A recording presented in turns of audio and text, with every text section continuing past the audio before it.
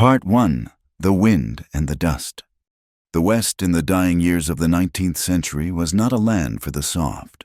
It was a canvas of extremes, painted in blistering ochre and bruised purple, where the earth was cracked and thirsty and the sky was a vast, indifferent ocean of blue.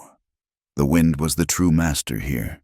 It swept across the plains with nothing to stop it, carrying the grit of the land into every corner of a man's life, into his food, his water, his lungs. It whispered through the skeletal ribs of the mountains and howled over the high plateaus, a constant reminder that civilization was a fragile, fleeting notion. Towns like Solitude were born from this dust and seemed destined to return to it. They were little more than a collection of sun-bleached timber buildings huddled along a single, wide street that was either a river of mud or a storm of grit, depending on the season. Here, law was a concept debated over whiskey and smoke-filled saloons, but the only true authority came from the weight of the cult peacemaker hanging at a man's hip. Justice was swift, often brutal, and rarely concerned with the truth. It was a land of second chances for some and no chances at all for most. Jackson Reed was a man forged by this land. He owned a piece of it large enough to make other men whisper his name with a mix of envy and respect. His wealth wasn't in gold dust or paper money, but in the thousands of longhorn cattle that bore his brand and the endless acres of grassland they roamed. From a distance, he was the picture of success, a king in a kingdom of dirt and sagebrush. But up close, the image fractured. He rode his stallion, Shadow, with an easy, ingrained grace, his body a part of the horse's rhythm. His face, weathered by sun and wind, was a mask of stoic indifference. His eyes, the color of a stormy sky, missed nothing but revealed little. They held the profound, unshakable loneliness of a man who had lost everything that mattered. Years ago, a raid by border renegades had stolen his wife, Laughing Brook, a woman with the gentle spirit of the Cheyenne people she came from, and their 5-year-old son, Little Hawk. They had been murdered not for money or land, but for the simple, damnable fact of her blood. The raiders had left Jackson for dead, but he had crawled back to life, though the part of him that knew how to feel joy had been buried with his family on a quiet hill overlooking the creek. Since that day, his sprawling ranch house had been a silent, hollow place.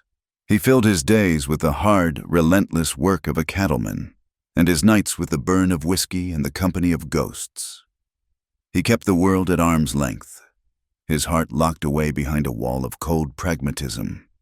He had learned the West's harshest lesson to love something was to give fate a target. It was this very pragmatism that led him to the outskirts of Solitude as dusk bled across the horizon. A fence needed mending near the abandoned Miller stable, a chore he preferred to handle himself. The work was simple, honest. It quieted the noise in his head. As he dismounted, the wind carried a sound that didn't belong, a woman's stifled cry, sharp with terror, followed by the guttural laugh of a man. Curiosity was a luxury Jackson rarely afforded himself, but instinct was another matter. His hand rested lightly on the worn grip of his revolver as he moved toward the dilapidated structure, his steps as silent as a predator's. He peered through a crack in the warped timber walls. Inside, the scene was one of primal ugliness. 2 grimy, bearded men had a young woman cornered. They were trackers, man-catchers who preyed on the desperate, and they had clearly found their quarry. The woman was barely more than a girl, her simple farmer's dress torn at the shoulder, revealing a constellation of bruises on her pale skin. Her hair, the color of sun-cured hay, was a tangled mess, and her eyes, wide with a terror so pure it was almost paralyzing, were fixed on the glowing tip of a branding iron one of the men was pulling from a small brazier. This was Mary Lynn. Just weeks ago, she had been a farmer's daughter, her world defined by the turning of the seasons and the smell of tilled earth. A smooth-tongued man had come to their failing homestead with promises of respectable work in a city hotel, a way to send money back to her family. Her father, a good man broken by drought and debt, had believed him. The reality was the gilded cage, a saloon in a town 2 days south, where women were not employees but property, their bodies and spirits sold nightly to the highest bidder. Mary Lynn had endured the humiliation, the grasping hands and soulless eyes, until a desperate, wild hope spurred her to flee into the unforgiving wilderness. She had been running for 3 days, fueled by fear and living on roots and stolen water, until these two men had found her. "Hold her still, Jeb." The man with the iron grunted, his face slick with sweat and cruel anticipation. "Mister, Kane wants his property marked proper before we take her back." The other man, Jeb, grabbed a fistful of Mary Lynn's hair, yanking her head back. A small, animalistic whimper escaped her lips. She didn't struggle anymore. The fight had been beaten out of her, replaced by a cold, hollow resignation. Jackson had seen enough. He didn't announce himself. He simply kicked the stable door open. It flew from its rusted hinges and crashed to the ground. A clap of thunder in the tense silence. The two men spun around, their expressions a mixture of surprise and rage. Jackson stood in the doorway, a tall, broad-shouldered silhouette against the dying light. He hadn't drawn his weapon. He didn't need to. The cold lethality in his gaze was more threatening than any piece of steel. "That's far enough," Jackson said, his voice a low rumble, as calm as a river before it floods. Jeb, the bigger of the two, sneered. "This ain't your concern. Mister, this is a runaway. We're just collecting what's owed." "She doesn't look like property to me," Jackson replied, his eyes flicking to Mary Lynn, who was now huddled against the wall, her breath coming in ragged gasps. "She looks like a person. Let her go." The man with the branding iron took a step forward. "We ain't going nowhere. She's worth $50. You want to pay her price?" Jackson's gaze hardened. "I'm not in a buying mood." It happened in a blur of motion. The man lunged, not at Jackson, but at Mary Lynn, intending to mark her as a final act of defiance. Jackson moved with a speed that belied his size. His left hand shot out, grabbing the man's wrist and twisting. Bones crunched. The man screamed, a high, thin sound, and the branding iron clattered to the dirt floor. Jackson's right fist followed, a single, brutal punch that sent the man sprawling into a pile of old hay, unconscious. So Jeb, seeing his partner fall, made a desperate grab for his own pistol. It was a fatal mistake. Jackson's Colt was in his hand before Jeb's had even cleared the leather. The hammer clicked back, an ominous final sound in the quiet stable. "I wouldn't," Jackson said, his voice dropping to a near whisper. Jeb froze, his eyes wide, his hand hovering over his gun. He looked from Jackson's unwavering stare to his partner's still form. He was a bully and a coward, and he knew he was facing a man who was neither. Slowly, with trembling fingers, he raised his hands. "Get him on his horse and ride out," Jackson commanded. "If I ever see you on my land again, I'll plant you in it." Without another word, Jeb scrambled to obey, hauling his groaning partner up and dragging him out of the stable. Jackson didn't watch them go. His attention was on the girl. Mary Lynn hadn't moved. She was still pressed against the wall, shaking uncontrollably, her eyes shut tight as if she could will the world away. He was just another man, another threat. For all she knew, he was worse than the other two. Jackson holstered his pistol and approached her slowly, as one would a spooked foal. He stopped a few feet away, giving her space. "They're gone," he said, his voice softer now, stripped of its hard edge. Her eyes flickered open. They were the blue of a summer sky, but clouded with a pain so deep it made him ache. He saw in them the reflection of his own buried grief. He shrugged off his heavy canvas coat. It smelled of leather, dust, and the clean scent of the high plains. He held it out to her. She flinched, expecting a blow.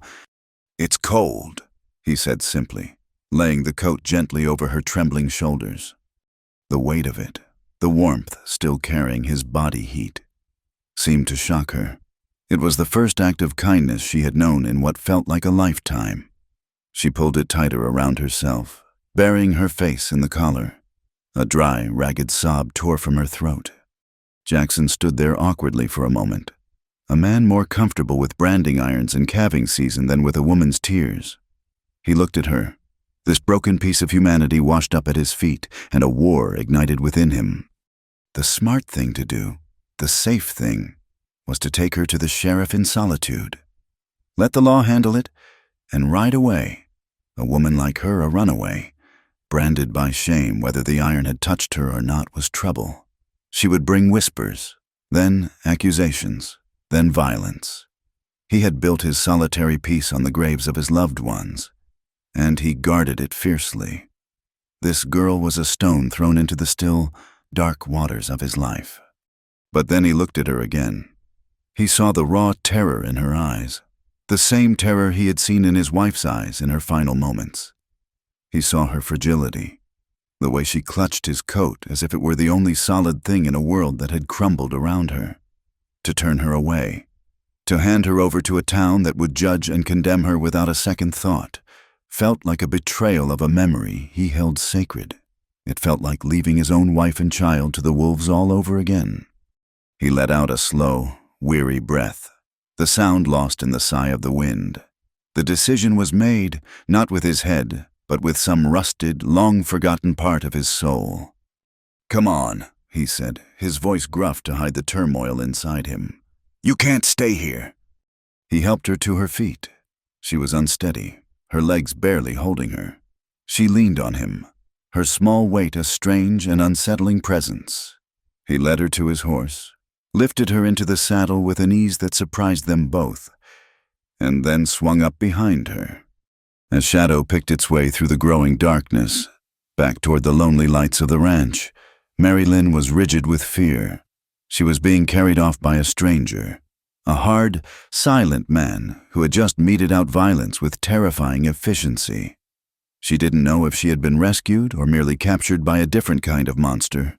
Her body screamed for escape, but her spirit was too shattered to fight.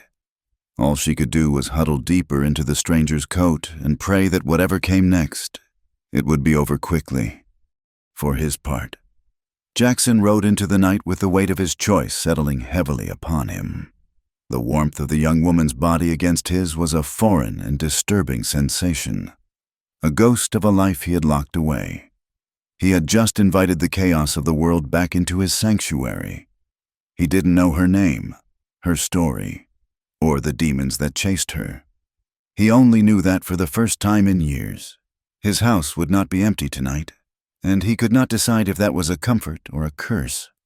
Part 2. The Mark of Malice in the Shadows. The first few days at Jackson Reed's ranch passed in a haze of fear-tinged sleep and disorienting silence. Mary Lynn drifted in and out of consciousness in a small, sparse room that smelled of cedar and clean linen. It was a room that had clearly been unused for a long time. There was an ache in her bones and a fire in her muscles from days of running, but it was the deeper, colder ache in her soul that kept her tethered to the bed. Jackson was a phantom. He never entered her room, but she would wake to find a tray with a bowl of broth, a piece of bread, and a tin cup of fresh water on a chair by the door. Once, she found a set of clothes folded neatly beside it, a simple wool skirt and a soft cotton blouse. They were worn but clean, and far too fine for a farm girl. A faint, lingering scent of lavender clung to them, a scent so out of place in this masculine world that it brought a lump to her throat. She knew, with a certainty she couldn't explain, that they had belonged to his wife. Wearing them felt like a transgression. But the alternative was the torn, filthy dress of her capture. So she put them on, feeling like a ghost inhabiting someone else's life. The house itself was a testament to the man who owned it. It was large and solid, built of thick pine logs, but it was empty of warmth. Dust motes danced in the shafts of sunlight, illuminating a world devoid of clutter or comfort. Every chair was straight, every surface clear. It was the home of a man who didn't live in his house so much as occupy it. The silence was the loudest thing in it, a roaring void that spoke of a profound and long-held absence. Slowly, the strength returned to her limbs. She began to venture out of the room. Moving like a wraith through the quiet house, she learned the rhythm of her protector. He rose before the sun, his movements economical and precise. She would watch from the window as he worked, a solitary figure moving with purpose against the vast, empty landscape. He mended fences, trained horses, and oversaw the work of his few ranch hands with a quiet authority that required no raised voice. He was a part of this land, as rugged and unyielding as the mountains that framed his property. They rarely spoke. Words seemed like an intrusion in the fragile peace they had brokered. Yet, a silent language began to form between them. When he came in for his midday meal, she would have a pot of coffee brewing on the stove, a small act of domesticity that startled them both. He would nod his thanks, his gaze lingering for a fraction of a second before he retreated back behind his wall of solitude. One evening, she found one of his work shirts, ripped at the seam. With trembling fingers, she took a needle and thread from a small sewing box she found on a dusty shelf and mended it. She left it on the kitchen table, and the next morning, it was gone. He never mentioned it, but that day he left a bar of unscented soap by the water pump for her. These were the bricks of their connection, small, silent gestures of mutual acknowledgement for Mary Lynn, who had known only cruelty and transactional kindness. His detached respect was a balm. She began to see that his silence wasn't born of anger, but of a sorrow too deep for words. For Jackson, her quiet presence began to fill the corners of his crushing loneliness in a way he hadn't anticipated and didn't fully welcome. She was a flicker of life in a house that had long been a tomb, the physical symbol of her past. However, was a secret she guarded with a fierce, desperate shame. In the privacy of her room, she would trace the mark on her shoulder. The trackers who had caught her had been interrupted by Jackson, but the brand had already been seared into her flesh days before, in the back room of the gilded cage, a brutal act of ownership by the man who had bought her. It was a crude, ugly K for Cain, Amos Cain, a name she had heard whispered with fear and loathing. The scar was a permanent stain, a declaration to the world that she was used, spoiled, and worthless. It burned with a shame far hotter than the iron that had made it.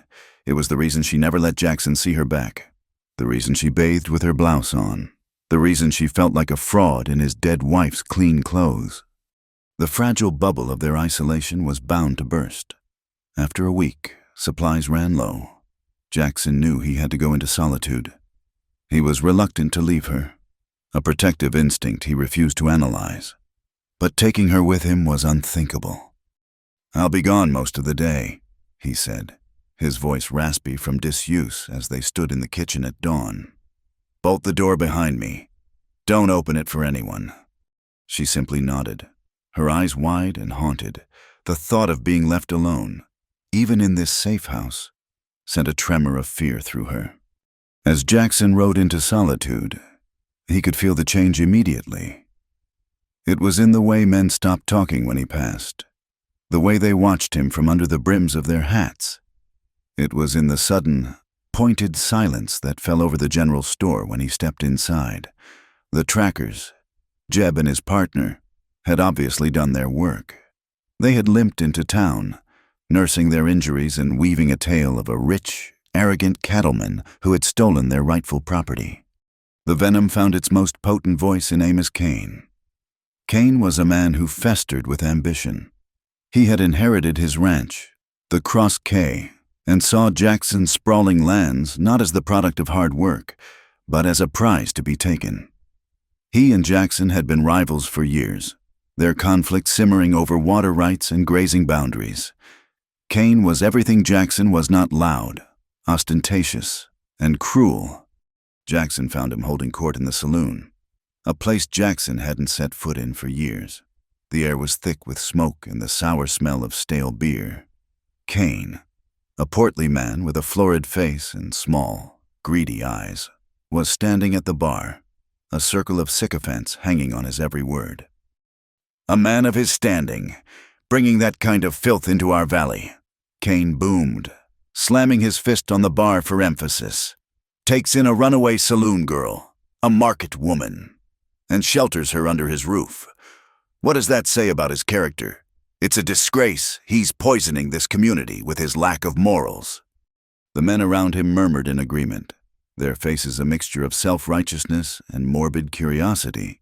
The story had grown with each telling, in their minds. Mary Lynn was no longer a terrified girl, but a cunning Jezebel who had bewitched the solitary rancher. Jackson ignored them, turning his back to make his purchases from the nervous bartender who also ran the store's dry goods counter. As he gathered his sacks of flour and coffee, his eyes fell upon a piece of paper nailed to the wall. $100 reward for the return of the runaway girl known as Mary Lynn, property of Amos Kane. Last seen in the company of Jackson Reed. She is marked with a K brand on the right shoulder. Delivered to the Cross K Ranch. No questions asked. Cold fury, as sharp and clean as a winter morning, settled in Jackson's gut. Kane hadn't even tried to be subtle. He had not only laid public claim to Mary Lynn, turning her from a person into a piece of livestock, but he had also explicitly named Jackson, drawing a line in the dust for the whole town to see. He was turning public opinion into a weapon, hoping to isolate Jackson and make him a pariah. A man without neighbors in this unforgiving land was a man who could easily be broken. Jackson paid for his goods, his face an unreadable mask. He met Kane's triumphant, mocking gaze across the room for a brief, charged moment. No words were exchanged, but a challenge was issued and accepted in that silent, hateful stare. Jackson turned and walked out, the weight of the town's judgment following him like a shadow.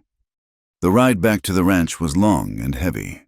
The open plains, usually a source of comfort for him, now felt exposed, filled with unseen, hostile eyes.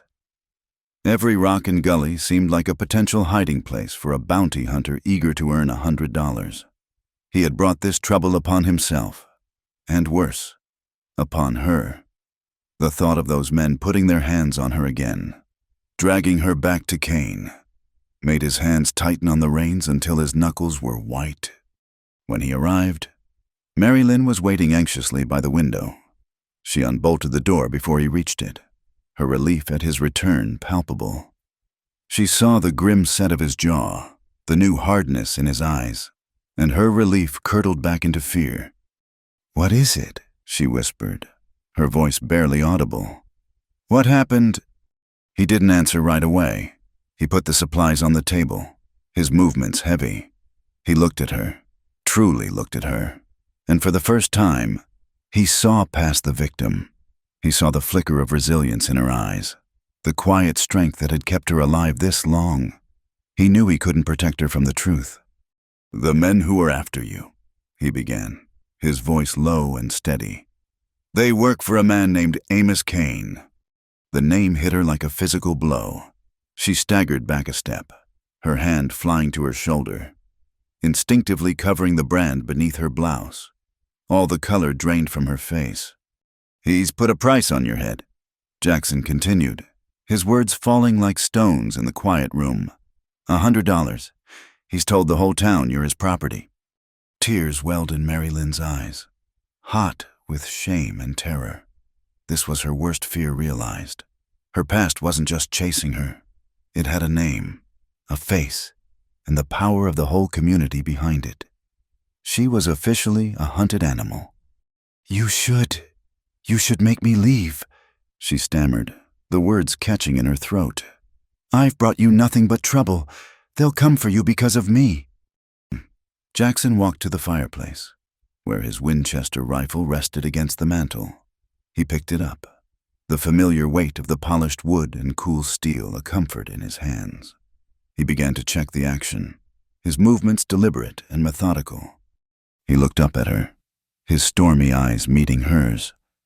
The wall of solitude around him seemed to crack, just for a moment, revealing the man beneath.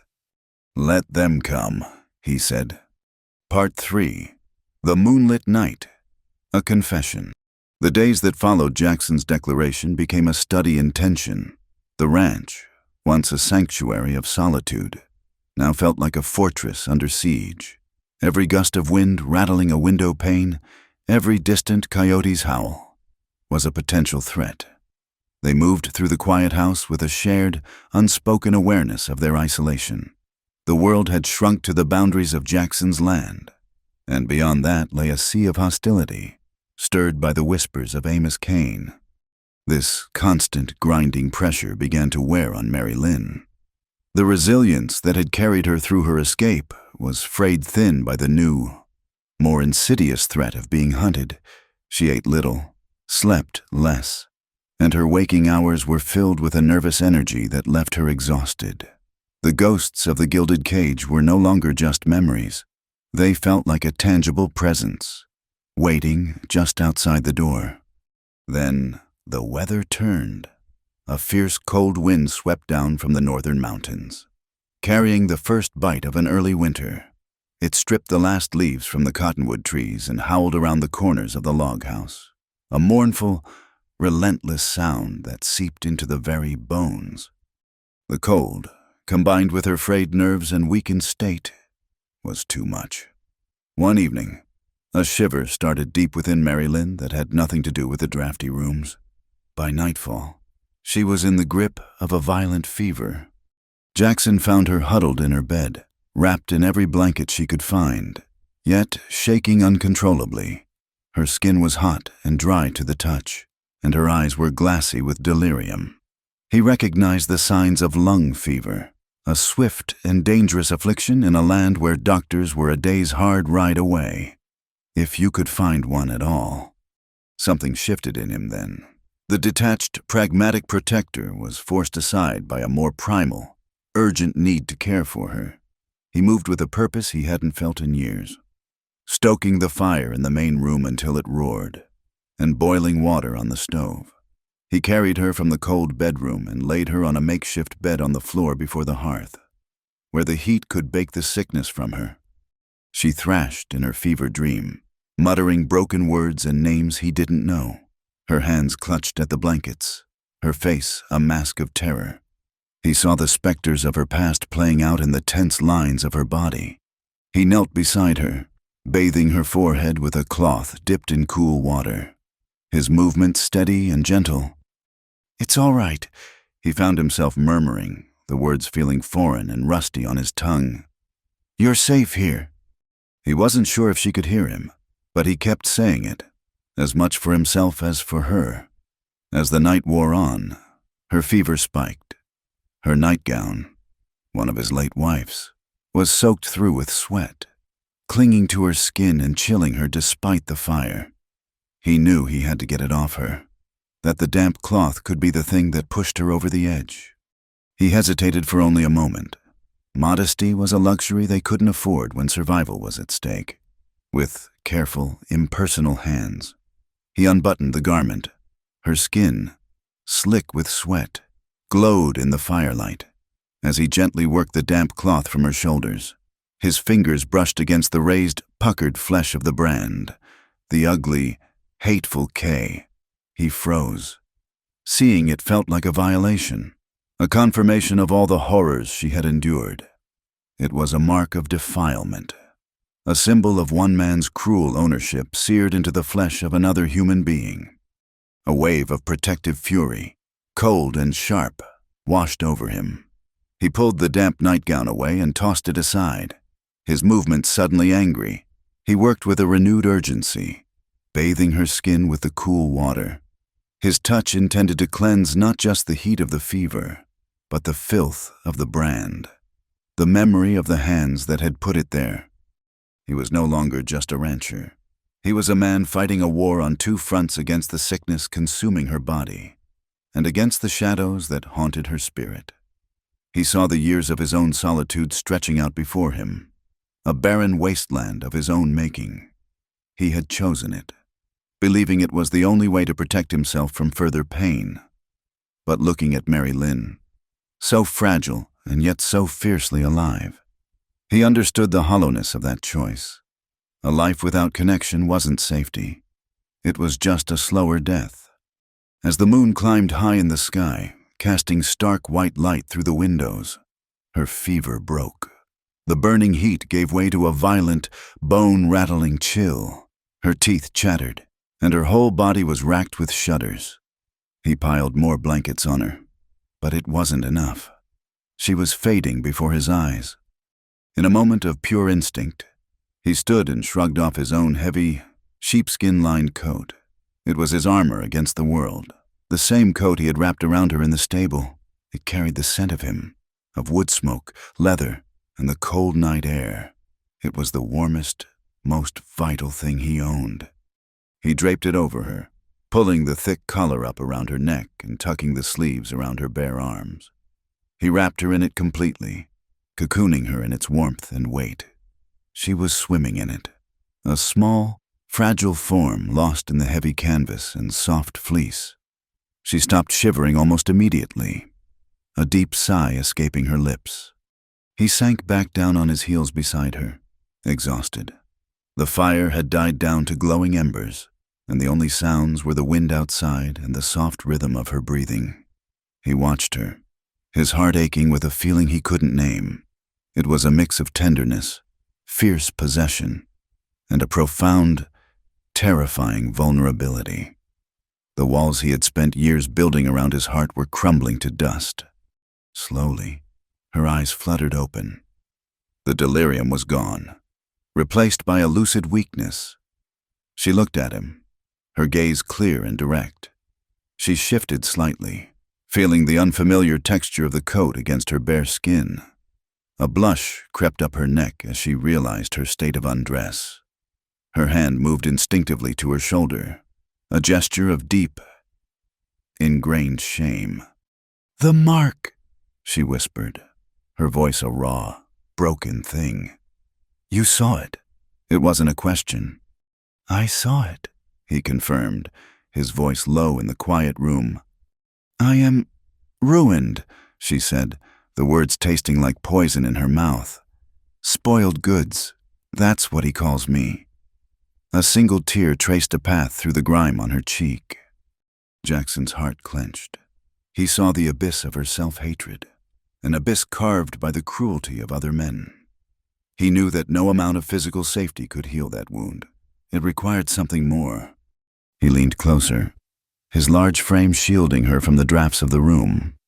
He gently took her hand, the one that was covering her shoulder, and moved it aside.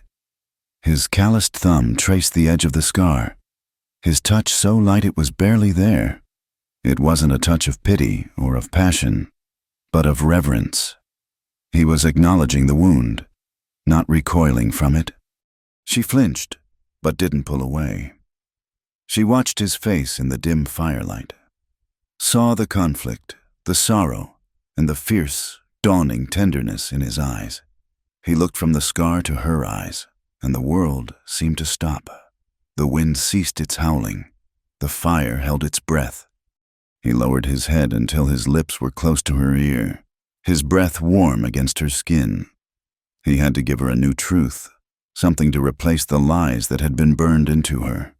The words came from a place he thought had died with his family, a place of love and hope. "Tonight," he whispered, his voice thick with an emotion that shook him to his core, "I'll write love on skin." It was a vow, a promise. It was not a proposition for the night, but a declaration for a lifetime. He was promising to overwrite the brand of hate with a language of tenderness. He would teach her, with gentle hands and a patient heart, that her skin was not a ledger of shame, but a canvas for affection, that she was not ruined, but revered. He sealed the promise with a simple, chaste kiss to her temple. He felt the tremor that went through her, a shudder not of cold or fear, but of fragile, earth-shattering hope. She closed her eyes, and for the first time since she had fled her home, she felt truly, profoundly safe. The heavy coat was a shield, but the whispered promise was the true armor for her soul. She drifted into a deep, healing sleep, her breathing even and peaceful. Jackson didn't move. He remained kneeling beside her for a long time, watching the rise and fall of her chest beneath his coat. He was a man adrift, having just set a course for a shore he never thought he'd see again. The love he felt for his lost wife and son was a sacred, unchanging star in the sky of his memory. But this new feeling, this fierce, protective, and tender emotion for the broken woman sleeping by his fire, was like the dawn of a new sun. It was terrifying. It was dangerous. And he knew, with a certainty that settled deep in his bones, that he would rather die than let that light be extinguished. Part 4. Prejudice and Blood. In the aftermath of the fever, a fragile, tentative peace settled over the ranch. The promise Jackson had whispered in the dead of night had changed everything. It was a foundation laid in the rubble of their pasts, and upon it, something new and delicate began to grow. The silence between them was no longer heavy with unspoken questions, but filled with a comfortable, shared understanding. A glance across the kitchen table could convey more than an hour of conversation. A small smile from him, a rare and precious thing, could make her heart feel light for the first time in memory. He began to teach her things, not with the formal instruction of a teacher, but with the quiet patience of a man sharing his world. He showed her how to distinguish the tracks of a deer from those of a wolf, how to read the clouds for signs of rain, how to handle a firearm. He placed a small, light Henry rifle in her hands, its weight unfamiliar and intimidating. "A weapon isn't for starting fights," he told her, his hands guiding hers to the proper position, his touch firm and respectful. "It's for ending them. You need to know how to end a fight." She learned, driven by the cold memory of her own helplessness. This quiet blossoming of domesticity was a dangerous illusion. While they were building a new life within the borders of the ranch, outside, Amos Kane was methodically poisoning the well of public opinion. He rode into solitude not as a man seeking the return of property, but as a righteous crusader. He stood on the steps of the saloon, his voice booming across the dusty street, weaving a tale of moral decay. "I speak to you not as a rancher, but as a neighbor," he'd bellow to the gathered crowd of townsfolk and drifters. "I speak for the decency of this valley. Jackson Reed was once a man we respected, but he has fallen. He harbors a harlot in his home, a soiled dove from a city saloon who has clouded his judgment and tainted his land. He defies our laws, our traditions. He spits on the honor of every decent man and woman here." Kane was a master of turning prejudice into a weapon. He played on the settlers' deep-seated fear of the unknown, of the corrupting influence of the cities they had fled. He painted Mary Lynn as a temptress and Jackson as her fool, transforming his own greedy ambition into a noble cause.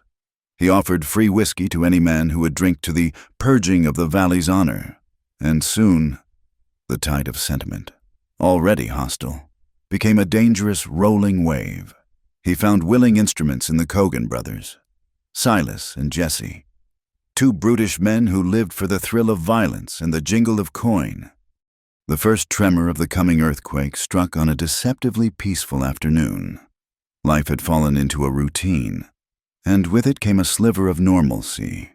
Mary Lynn, determined to pull her own weight, had taken over the laundry. The creek, a short walk from the house, gurgled peacefully, its water a cool balm under the warm sun. For a few moments, as she scrubbed a shirt against a washboard, she could almost forget she was a hunted woman. She could almost feel like the farmer's daughter she once was. The snap of a twig behind her was the only warning. Before she could turn, a hand smelling of sweat and cheap tobacco clamped over her mouth. Another man, burly, bearded, and grinning a rotten-toothed grin, grabbed her arms. It was the Cogan brothers. "Look what we have here, Jesse," Silas sneered, his breath hot on her cheek. "Mister, Kane's pretty little bird, trying to wash her sins away." Terror, cold and absolute, seized her. She struggled, but they were too strong. They dragged her away from the creek, back toward the cover of the cottonwood trees. Their laughter was the sound of her nightmares made real. Cain said to bring her back in one piece. Jessie grunted, twisting her arm behind her back. But he didn't say she had to be happy about it. They were so focused on their prize that they didn't hear the footsteps, swift and silent, closing in. Jackson had been repairing a corral panel, but a sixth sense, honed by years of solitude and loss, had sent a prickle of unease up his spine. He'd seen that she wasn't at the house and had started toward the creek. He heard her muffled cry just as he cleared the last rise. He didn't shout. He didn't warn them. He descended on them like a hawk on unsuspecting rabbits. He slammed into Silas with the force of a battering ram, sending the larger man crashing to the ground. Mary Lynn stumbled free, gasping for air. Jessie spun around, drawing a long, wicked-looking knife from his belt. What followed was not the clean, decisive confrontation of the stable. It was a desperate, ugly brawl. Jessie lunged, and Jackson, sidestepping the thrust, landed a hard right hook that sent the man reeling. But Silas was back on his feet. He tackled Jackson from behind, and the three men went down in a tangle of limbs, dust, and grunts of pain. Jackson was a formidable fighter, but he was outnumbered. As he struggled with Silas, Jessie scrambled up and drove his knife into Jackson's left arm, just below the shoulder. A searing, white-hot pain shot through him. He roared, a sound of pure rage, and threw Silas off him. He got to his feet, blood pouring from the wound, but his movements were now slower, his left arm useless. Seeing him wounded, the Cogan brothers closed in, their faces alight with vicious triumph. It was then that Mary Lynn moved. The girl who had once frozen in terror was gone, replaced by a woman fighting for the only good thing left in her world. She grabbed a heavy, smooth river stone, and with a scream that was part fear and part fury, she brought it down on the back of Silas's head. He crumpled to the ground without a sound. Jessie, stunned by the sudden turn, stared at her for a half-second too long. It was the opening Jackson needed. Ignoring the fire in his arm, he lunged forward, his good hand catching Jessie's jaw in a brutal uppercut. The man's head snapped back, and he fell like a sack of grain beside his brother. Silence descended, broken only by their ragged breathing and the gentle murmur of the creek. Mary Lynn dropped the stone, her hands shaking so violently she could barely stand. Jackson slumped against a tree, clutching his bleeding arm, his face pale. They stared at each other, the reality of what had just happened settling over them. They were both alive, but the illusion of safety was shattered forever. Back in the quiet of the kitchen, the roles were reversed.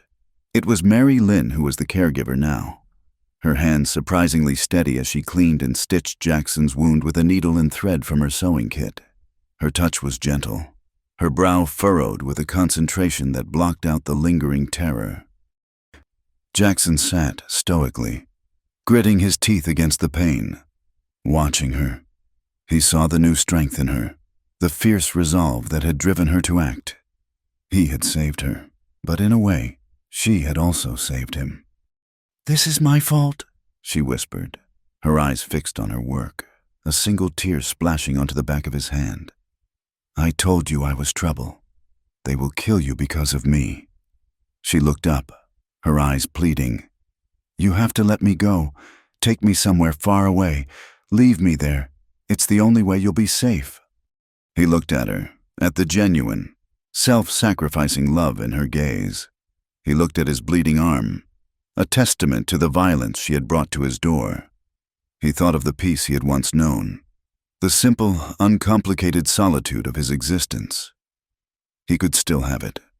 All he had to do was agree, take her away, ride back to his empty house, and shut the door on the world again. The choice laid itself bare before him, stark and clear. It was a choice between the ghost of a safe past and the terrifying promise of a future. He reached out with his good hand and gently cupped her face, his thumb wiping away her tear. His decision was not a calculation of risk, but an affirmation of his heart. He had already written his love on her skin. Now he had to prove it with his life. "This is my home," he said, his voice low but unshakable. "And so are you. We don't run, we fight." The finality in his tone left no room for argument. In that moment, he bound himself to her fate, choosing to face the entire world with her rather than face a safe world without her. Their resolution was tested sooner than they could have imagined. Humiliated and enraged, the Kogan brothers wanted more than a bounty. They wanted revenge. Under the cloak of a moonless night, they crept back to the ranch, not for a person, but for a soul. Jackson and Mary Lynn were jolted from a light. Restless sleep by a terrifying sound, the frantic, high-pitched screaming of horses. A hellish orange light flickered against their window. Jackson was on his feet in an instant, his rifle in hand. He threw open the door and his blood ran cold. The barn was an inferno. Flames licked up the dry timber walls, reaching for the night sky like greedy, demonic fingers. The heat was a physical blow, and the air was filled with thick, choking smoke and the roar of the fire. "The horses!" Jackson yelled, his voice raw with anguish. He ran toward the blaze, ignoring the pain in his arm. Mary Lynn screamed his name, but he was deaf to it, driven by a desperate need to save the animals who were as much his family as any person. He managed to smash open a side gate, and several terrified horses bolted out into the darkness, their manes smoking. But the main structure was already collapsing. Beams groaned and then broke, sending showers of sparks into the air. He tried to get to the main stalls, to Maverick, his old, steady stallion, the first horse he had ever broken, the one who had carried him through 1,000 miles and a dozen storms. He saw the horse's terrified eyes through the smoke, heard his panicked screams, but a wall of flame erupted between them. A massive support beam crashed down, and the terrible sound of the horse's suffering was cut short. The heat drove Jackson back, his face blistered, his lungs burning. Mary Lynn grabbed him, pulling him away from the collapsing structure. He fought her for a moment, his mind refusing to accept the loss, before the futility of it all crashed down on him.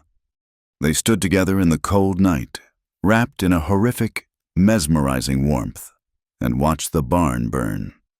They watched it until the roof caved in, sending a mushroom cloud of embers and ash into the heavens.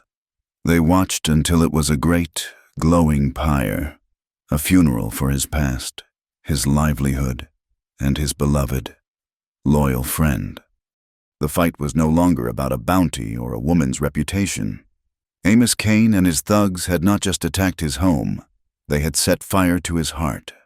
As the last flames died down, leaving the blackened, skeletal remains of the barn silhouetted against the first gray light of dawn, Jackson Reed knew the war had truly begun, and it would end only one way with blood and ashes.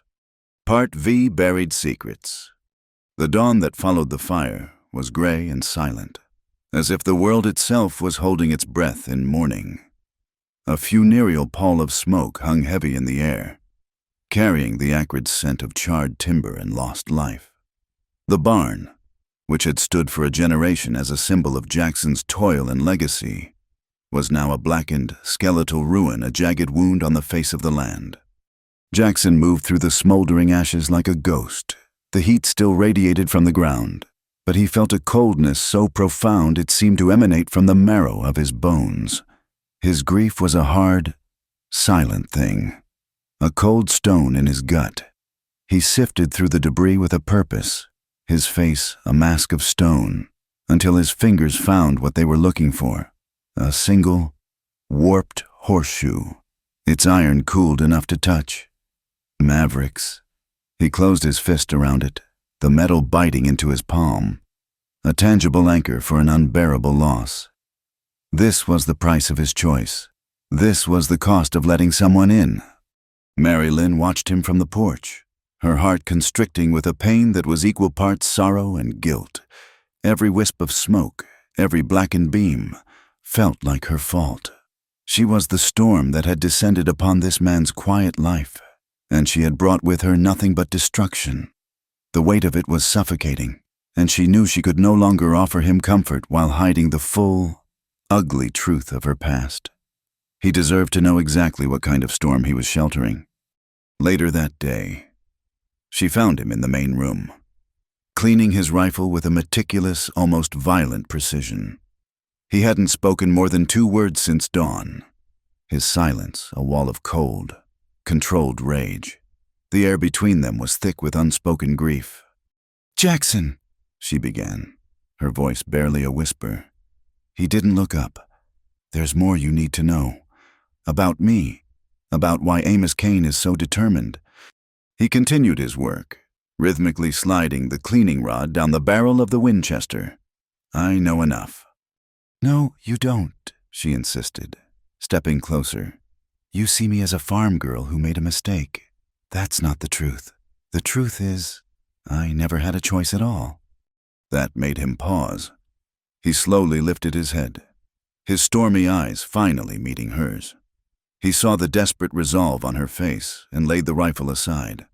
She took a deep breath, the confession tumbling out in a torrent of long-buried shame. "My name isn't just Mary Lynn. My mother was a seamstress in the Capitol. My father is State Senator Alistair Finch." The name hung in the air, a name even a solitary man like Jackson would have heard, a name associated with power, wealth, and unassailable public honor. "I am his secret," she continued, her voice trembling. "The illegitimate child that would have ruined his career, his marriage to a society woman. I was raised quietly, kept hidden. My father provided for us, but his support was a cage.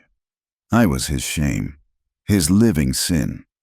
When I turned 17, he decided the risk of my existence was too great. He told me he had arranged a position for me with a respectable family in the East. It was a lie." Her eyes glistened with unshed tears. "The man who came for me wasn't a trickster. He was an agent, a man my father paid to make problems disappear. He sold me, like cattle.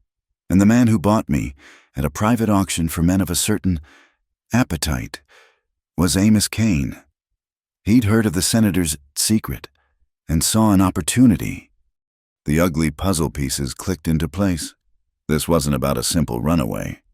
For Kane, owning the secret daughter of a powerful politician was the ultimate symbol of power. She was a trophy, a piece of leverage, a testament to his own depraved influence. Her escape was an intolerable insult to his authority. "So you see," she finished, her voice breaking, "I'm not just a soiled dove he wants back. I'm a secret he owns. As long as I'm alive, he can use me to threaten my father, but if he can't have me, he'll destroy anyone who stands in his way. He will burn everything to the ground to prove that what is his stays his." She stood before him, stripped bare of all her secrets, her entire life revealed as a lie constructed by the man who should have protected her. She expected to see revulsion in Jackson's eyes, or perhaps the cold pragmatism of a man realizing he'd made a catastrophic mistake. Instead, she saw a flicker of understanding, a deep, resonant sorrow that mirrored her own. Her story of being judged and condemned by the circumstances of her birth had broken through his wall of rage and touched the cold, dead center of his own tragedy. He rose from his chair and walked to the window, staring out at the ruined barn for a long moment before he spoke. His voice, when it came, was raw and quiet. "My wife's name was Wiyaka, which means laughing brook in her people's tongue. She was Cheyenne," he began, the words sounding strange, as if unearthed from a deep vault. "She was the kindest soul I ever knew. She saw the world differently. She could read the land, not as something to be owned, but as something to be a part of. She taught me that." He turned back to face Mary Lynn. The mask of the stoic rancher was gone, and in its place was the face of a man reliving the worst day of his life. "We had a son, Chayton, Little Hawk. He had my eyes and his mother's smile. This house, it wasn't silent then. It was filled with his laughter." His voice cracked, But he pressed on, compelled by a need to finally share the full weight of his burden. The men who came for them weren't just border renegades looking for money. They were led by a man who had lost his land in a dispute with a Cheyenne tribe years before. He hated them, all of them. He saw my wife, my son, and he saw vermin. He didn't see a family. Jackson's gaze was distant. Seeing a scene only he could see, I was miles away, mending a line fence. When I got back, they were waiting. The leader. He looked at my wife and called her a squaw. He said the land needed to be cleansed of her kind and of the half-breed spawn she'd whelped. He choked on the words. The memory of physical poison. They killed them because of who she was, because of her blood, not for anything they had done, just for being. He finally fell silent. The terrible, unvarnished truth laid bare between them. In that moment, they were no longer a rescuer and a victim. They were two survivors, two souls who had been irrevocably scarred by the world's cruelest prejudices. She, condemned for the sin of her birth. He, for the sin of loving a woman whose blood was deemed impure. They were allies, forged in the fires of a shared understanding. Their fight against Amos Kane was no longer just Jackson's choice to protect a helpless woman. It was their joint stand against a world that sought to brand, erase, and destroy anyone who didn't fit within its narrow, hateful lines. As evening fell, a slow, steady rain began to fall. It hissed on the hot ashes of the barn and streaked down the windows of the house, washing the dust from the air. The sound was a mournful dirge, but also a gentle cleansing. It trapped them together in the small, warm circle of the lamplight, the rest of the world fading away into a blur of gray. They sat in silence for a long time, the shared weight of their confessions creating a new, unbreakable bond. The physical attraction that had simmered beneath the surface was now transformed by the depth of their emotional intimacy. Mary Lynn reached out and placed her hand over his, where it rested on the table. He didn't pull away. He turned his hand over and laced his fingers through hers. "When I saw the fire," she said softly, her voice thick with emotion, "the only thing I could think was that I couldn't lose you. After everything, you were the first person who ever made me feel like I was worth saving." His grip on her hand tightened. "When I stood there," he confessed, his voice rough, watching it all burn, "the only thing that kept the rage from eating me alive was knowing you were safe inside this house." They looked at each other, and in that gaze was a raw, desperate acknowledgement of how much they stood to lose. They had found each other in the wreckage of their lives, and the thought of being alone again was more terrifying than any threat Amos Kane could muster. He stood, gently pulling her to her feet. The space between them disappeared. He raised his hand to her face, his thumb stroking her cheek, his touch exquisitely gentle. She leaned into his palm, her eyes fluttering shut. All the fear, all the pain and loss melted away until there was only this man, this moment, this impossible, fragile hope. He lowered his head, and his lips met hers.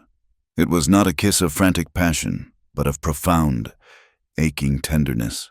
It was a kiss that tasted of rain and wood smoke, of grief and solace.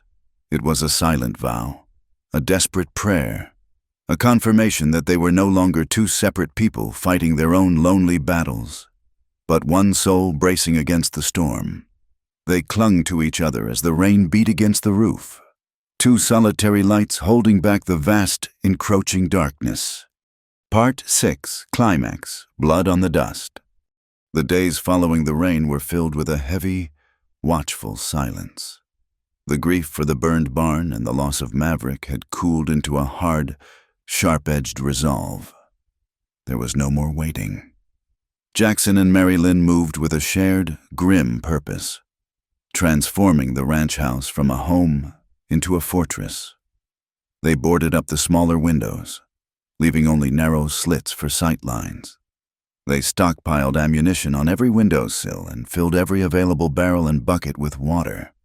Their new intimacy was forged in these practical, desperate tasks. As he showed her how to brace a door for impact, his hand would linger on hers for a moment, a silent promise. As she brought him a canteen of water, their eyes would meet over the rim, acknowledging the unspoken fear and the unwavering commitment that bound them. They were no longer hiding from the storm. They were preparing to meet its full fury together. Jackson knew it was coming. Amos Kane was not a man to accept defeat. The local thugs had failed, so he would bring in wolves. Jackson spent the daylight hours on the porch, his gaze fixed on the horizon, watching the dust devils dance across the plains.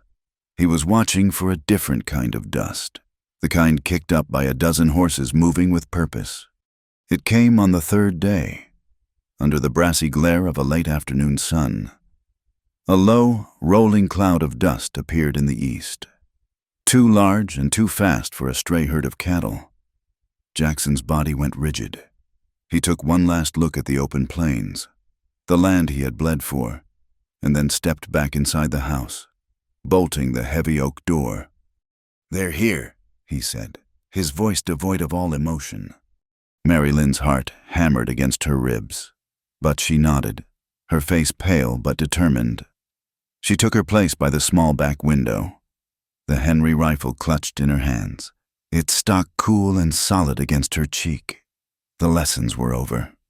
Kane did not ride in openly. He was a coward who preferred to let others do his bleeding. He stayed back, a portly silhouette on a rise, while his hired guns fanned out, using the rolling terrain and the scattered pinyon pines for cover. These were not the Cogan brothers. These men moved with a cold, reptilian efficiency. They wore the dust of Texas on their clothes and the casual indifference of professional killers in their eyes. The first shot came without warning, a high-velocity crack that sent a pane of glass in the front window exploding inward. The siege had begun. What followed was a cacophony of chaos. Gunshots echoed from all sides as the hired guns probed their defenses. The house, once a sanctuary, became a drum, vibrating with the impact of lead slugs splintering the log walls. Jackson moved from window to window, a phantom of controlled violence. He never wasted a shot. Each time his Winchester roared, one of the figures outside would stumble and fall. He was a master of his own land, reading the angles, anticipating their movements. Mary Lynn worked beside him, a vital part of his defense. Her initial terror was burned away by the searing heat of adrenaline. She loaded the spare rifles with a speed she didn't know she possessed, her hands moving automatically, her mind unnervingly clear. She was no longer a frightened girl. She was a soldier in a war for her own life. For an hour, they held them back. The professional gunslingers, who had expected an easy payday against a single rancher, were met with a ferocity they hadn't anticipated. But they were relentless. A bullet tore through the muscle of Jackson's thigh, sending a jolt of agony through him. He grunted, stumbling back from the window, but was on his feet a moment later, tearing a strip from his shirt to tie a crude tourniquet. The pain was a distant fire. The need to protect Mary Lynn was the only thing that was real. Seeing him wounded, the attackers grew bold. They laid down a withering cover fire on the front of the house, forcing Jackson to stay down. It was a diversion. Mary Lynn heard a scraping sound at the back of the house, followed by the splintering of wood. One of the men had broken through the small pantry window. It was Jesse Cogan. His brother Silas lay dead in the dust outside, and Jesse's face was a twisted mask of grief-fueled rage. He clambered through the window, his eyes wild and bloodshot, and saw her. "You!" he spat, a broken grin spreading across his face. "The little witch who killed my brother. Kane can have what's left of you when I'm done." He lunged for her. Time seemed to slow. Mary Lynn saw his grimy hands reaching, smelled the sour whiskey on his breath. The memory of every unwanted touch, every moment of helplessness flooded her, but this time was different. Jackson's words echoed in her mind. "It's for ending fights." She raised the Henry rifle, Her arms shook, but her aim was steady. She looked straight into the eyes of her tormentor and pulled the trigger. The explosion was deafening in the small space. Jesse Kogan was thrown backward as if by an invisible hand. A look of pure shock on his face before his eyes went vacant. He hit the floor and lay still. Silence. The ringing in her ears was overwhelming. The smell of gunpowder was thick in her throat. She stared at the man she had just killed. At the finality of it, there was no triumph, no satisfaction. There was only a cold, stark certainty she had survived. The part of her that was a victim, the part that cowered and wept, had died in that moment, and a survivor had been born in its place. Her shot had created a lull in the fighting. The remaining hired guns had seen enough. This wasn't the easy money they'd been promised. Their leader shouted an order, and they began to fall back, dragging their wounded with them, melting back into the landscape. But it wasn't over. Amos Kane, watching his hired army dissolve, was consumed by a black, impotent rage. He couldn't accept this. He spurred his horse forward, riding into the open space before the house, near the skeletal ruin of the burned barn. He was beyond reason, his face purple with fury. "Reed," he bellowed, his voice cracking. "Face me or I'll burn this house to the ground with your harlot inside it. Face me like a man." Jackson, leaning heavily against the wall, his legs screaming in protest, looked at Mary Lynn. He saw the shock on her face, but also the new, steely strength in her eyes. He gave her a grim nod. This was how it had to end. The poison had to be cut out at its source. "Stay here," he commanded, his voice a low rasp. "Bar the door. Don't come out, no matter what." He limped out the front door, his Colt peacemaker heavy and familiar in his right hand. The sun was sinking low, painting the sky in violent streaks of crimson and orange. The dust from the gunfight hung in the air, catching the bloody light, making the world look like a scene from a half-remembered nightmare. The two men faced each other across 100 yards of blood-soaked dirt. Kane sat atop his fine horse, a symbol of the power he had bought and inherited. Jackson stood on his own 2 feet, wounded and weary. A man who had earned everything he had and had most of it taken away. "This is all your fault," Reed Kane screamed, dismounting clumsily. "You were a king in this valley. You could have had anything, but you threw it all away for a piece of trash." "She's more of a person than you'll ever be." "Kane," Jackson said, his voice quiet but carrying in the sudden stillness. "You don't build things. You only break them." "I'll break you," Kane roared, his hand hovering over the custom, silver-inlaid pistol at his hip. The world seemed to hold its breath. The last rays of the sun cast their long, distorted shadows across the ground. There was a faint breeze, a whisper through the sagebrush. Jackson felt a strange calm settle over him. He was not thinking of his pain or of his past losses. He was thinking of Mary Lynn's face, of the life they might have if they could only get through this one last moment. He saw the flicker of intention in Kane's eyes, the tightening of the shoulder muscle that precedes a draw.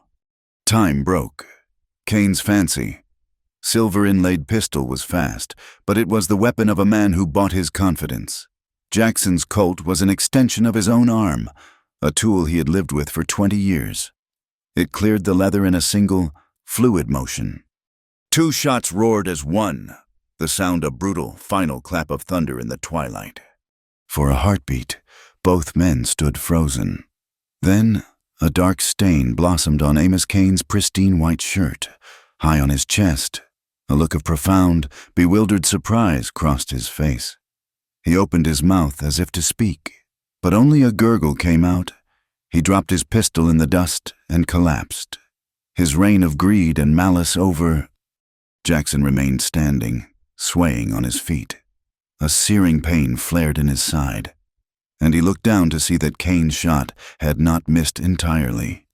It had torn a deep, bloody furrow along his ribs. The world began to swim at the edges.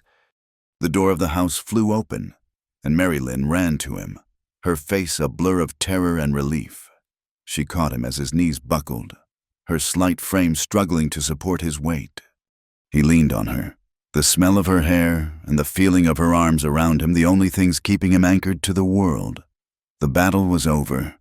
The dust was settling, and as the last light of the sun died, leaving them in a purple twilight, they stood together in the ruins, wounded and bleeding, but alive. Part 7. Dawn on the High Plateau. The night after the battle was a long, surreal vigil. The moon rose, bathing the blood-soaked yard in a cold, ethereal light, transforming the scene of brutal violence into a silent, silvered tableau. Inside the house, the air was thick with the metallic scent of blood, the sharp smell of gunpowder, and the aroma of the strong coffee Mary Lynn kept brewing. She worked with a grim, focused intensity that held her own shock at bay.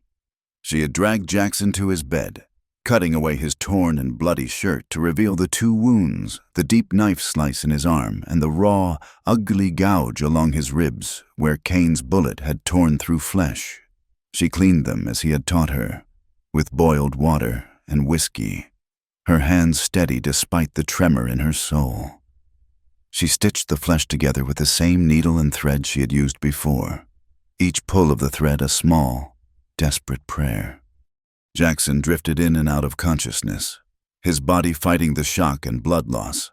In his lucid moments, his eyes would find her, a silent question in their depths, and she would answer with a steady hand on his forehead, a whispered reassurance. She was not just his nurse, she was his anchor, the one solid point in a world that had spun into chaos. When the sun finally rose, its first pale fingers stretching over the horizon, it found them both exhausted, blood-stained, but alive.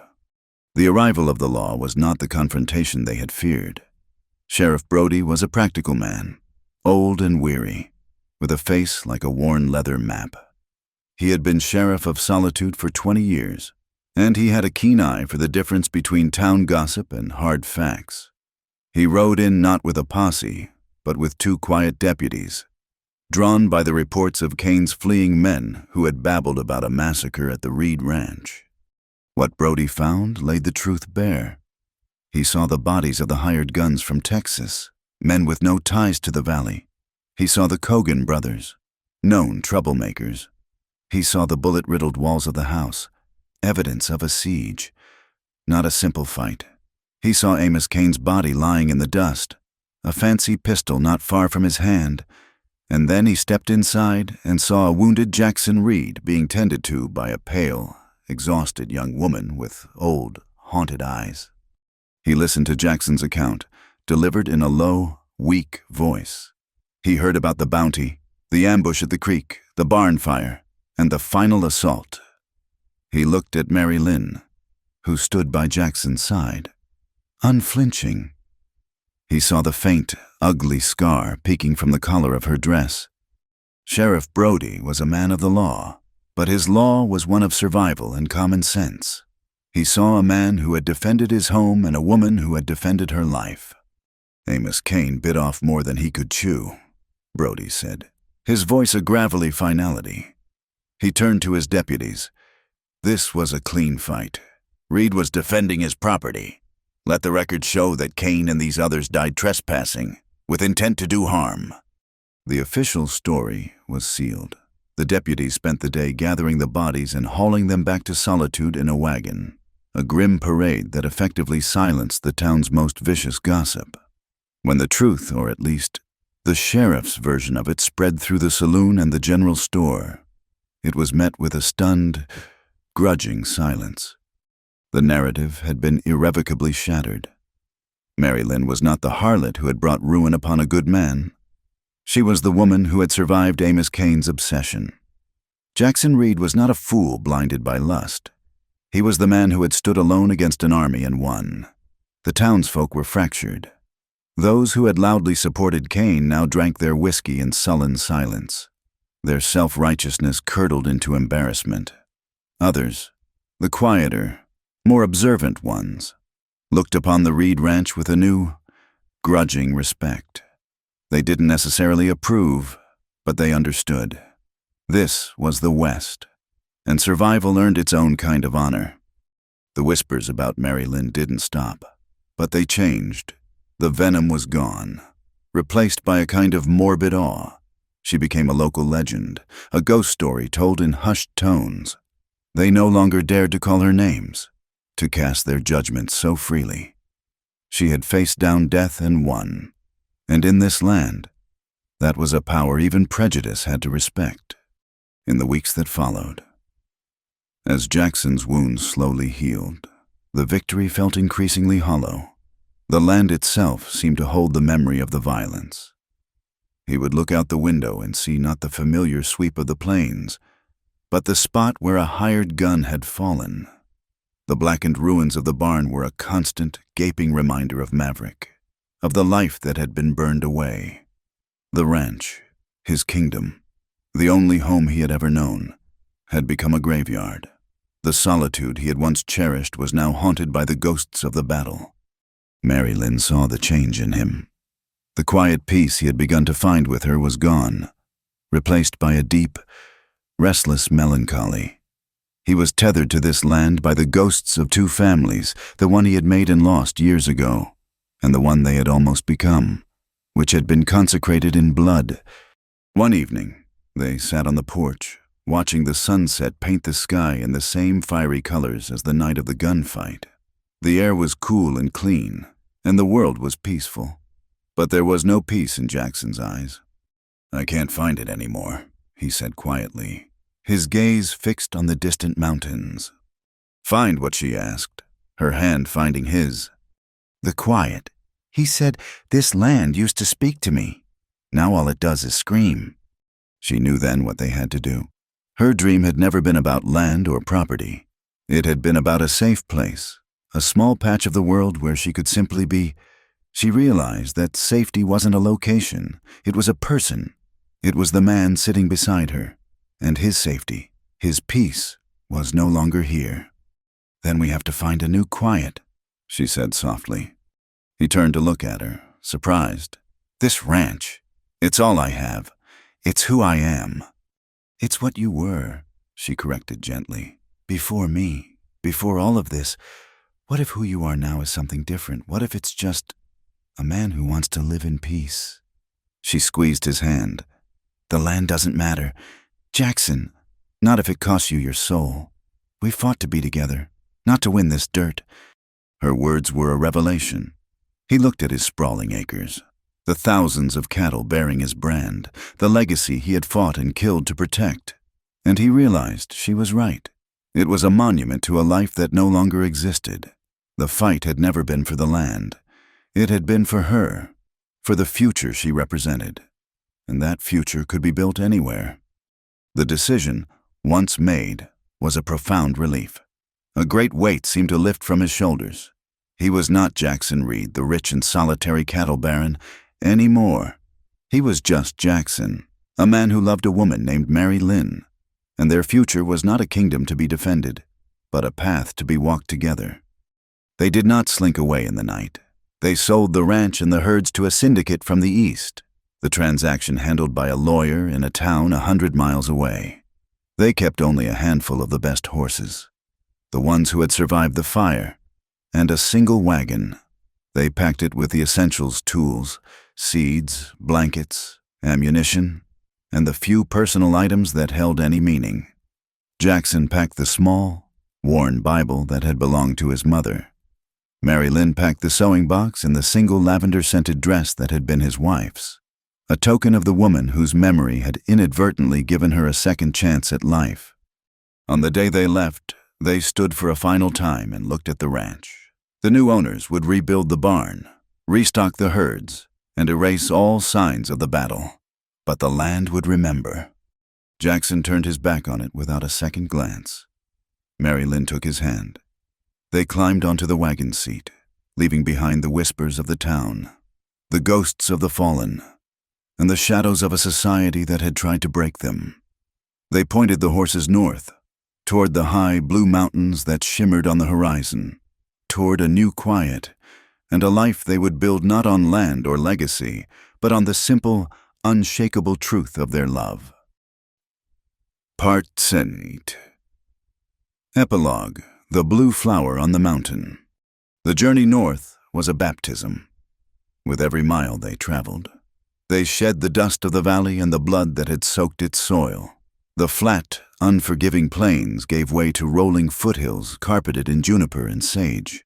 The air grew thinner, cleaner, scented with pine and the promise of snow on the highest peaks. They were moving not just across a landscape, but through the chapters of their own lives, leaving the brutal, blood-spattered pages behind them. They spoke little during the long days on the wagon trail, but their silence was a shared language. It was in the way he'd steady her as she climbed down from the wagon, the way she'd have a hot cup of coffee ready for him as he tended to the horses in the pre-dawn chill. They were moving toward an unknown future, with no map but the conviction in their own hearts, and that was enough. After 2 weeks of travel, they found it. Tucked away in a high mountain valley was a small, sheltered plateau, a meadow of lush grass fed by a clear, cold stream that tumbled down from the snow-capped peaks above. It was surrounded by a silent army of ancient ponderosa pines and aspen trees whose leaves trembled like gold coins in the breeze. The world below the world of men and their judgments, of greed and prejudice, was a distant, hazy memory. Here, the only law was the turning of the seasons, the only voice the whisper of the wind through the trees. "This is it," Jackson said, his voice quiet with a reverence he hadn't felt in years. He wasn't looking at the land as a cattleman assessing its worth, but as a pilgrim who had finally reached his sanctuary.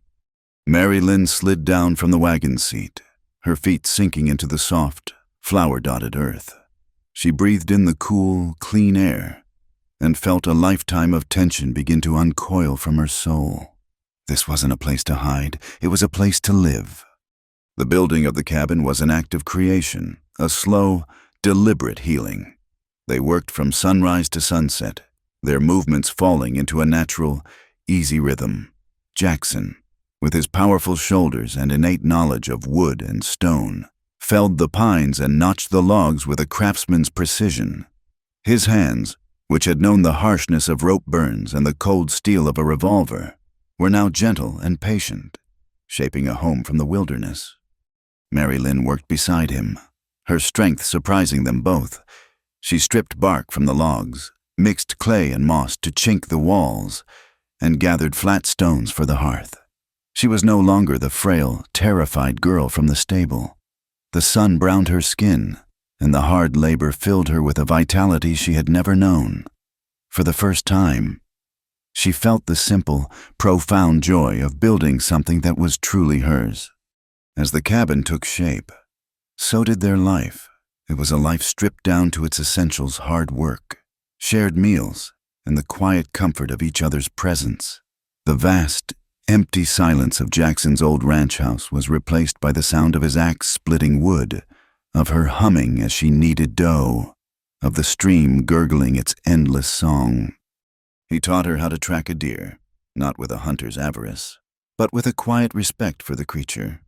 She, in turn, showed him the wild herbs that could be used for tea and the specific mushrooms that were safe to eat. He found himself talking more than he had in years, sharing stories of his boyhood, small memories he thought he had forgotten. She listened, and in her listening, he felt the frozen parts of his heart begin to thaw. One afternoon, while foraging in the woods, Mary Lynn found a patch of lupine, their brilliant blue spires a startling splash of color against the green. She gathered a handful of the petals, along with some berries and a certain type of clay from the creek bed.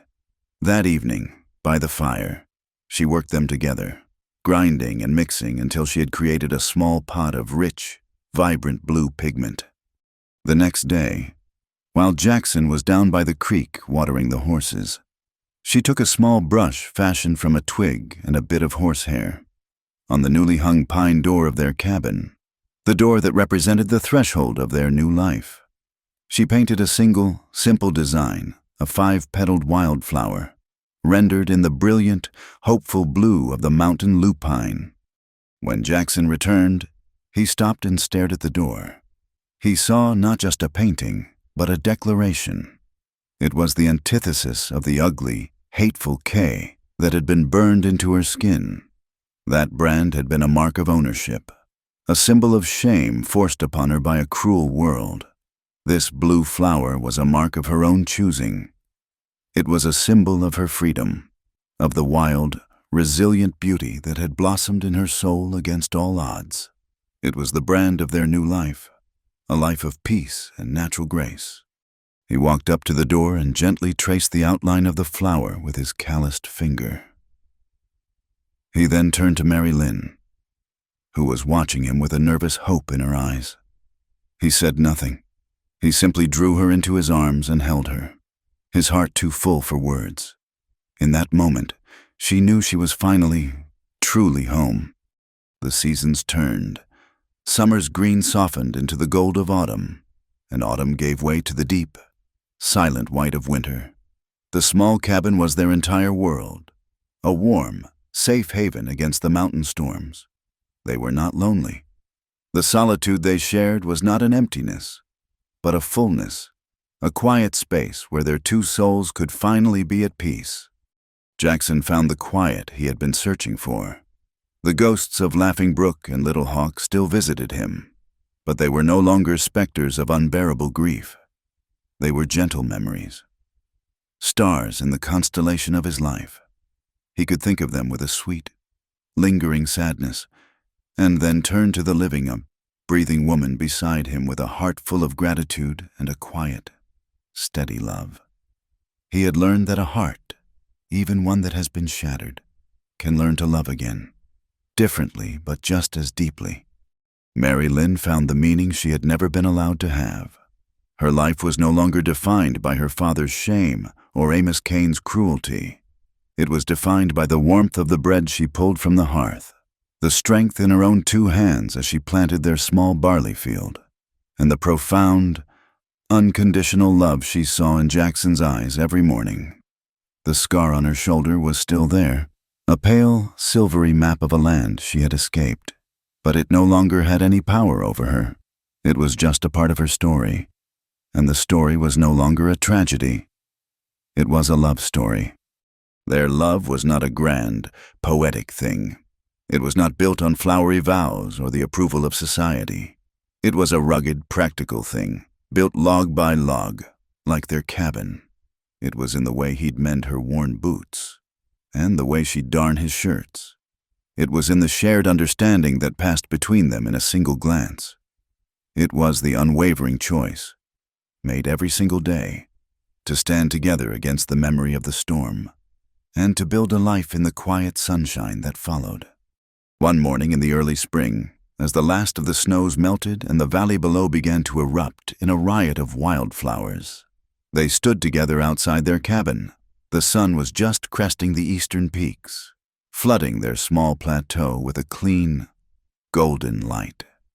Jackson slipped his arm around her waist, and she leaned her head against his shoulder. They looked down at the world below, a world so full of untamed, natural beauty. They had fought for this, they had bled for it, and it was worth it. He had once whispered that he would write love on her skin. He had kept his promise, every day, with every gentle touch, every shared meal, every quiet moment of peace. He was overwriting the brand of hate with a testament of love, and on the door of their home, her blue flower was a testament of her own, a symbol for all the world, even a world that couldn't see it, that they were free. Thank you for listening to this story. Let us know in the comments where you're listening from to connect and share your thoughts. Please subscribe to my channel, Wild West Night, like the video, and give it a boost by hitting the hype button so this story can be heard by more people.